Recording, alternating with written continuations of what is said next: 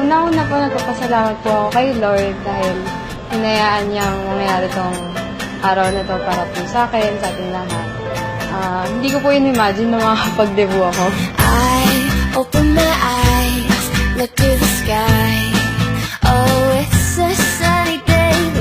Sa parents, siyempre very supportive kami sa aming baby. And ngayon, dalaga na. With dreams niya, whatever it is, nandun lang kami palagi sa kanya. Kung mag-boyfriend, always sabihin sa parents. And siyempre, hindi naman namin siya pipigilan. Alam naman natin ang lahat. Lahat na dyan. Although, siyempre, yung restriction, dapat sundin niya yung parents.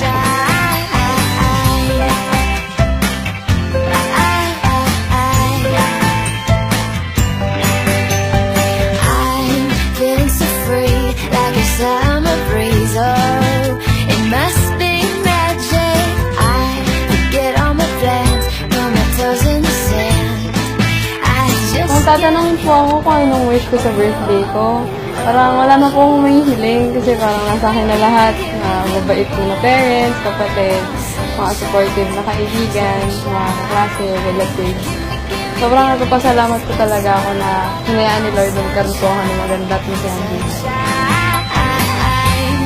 two of a kind, like bluebirds singing out a simple tune.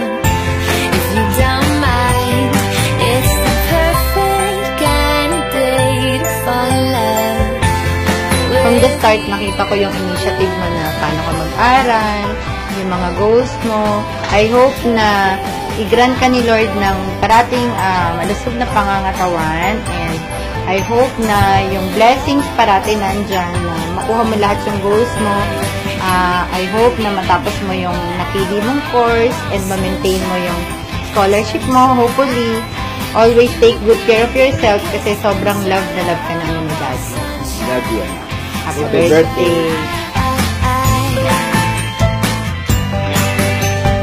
I'm feeling so free, like a summer breeze. Oh, it must be magic. I forget all my plans.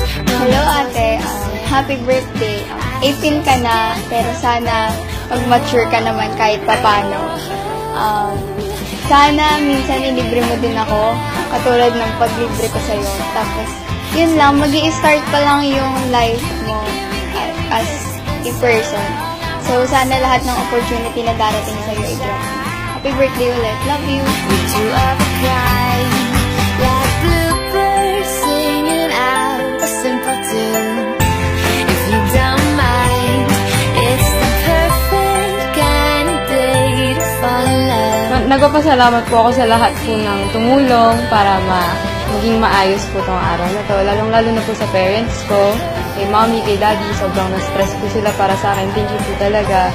Kay Arian, tsaka po sa mga pinsan ko, mga relatives ko po na tumulong. Sana po mag-enjoy tayo sa gabi ito.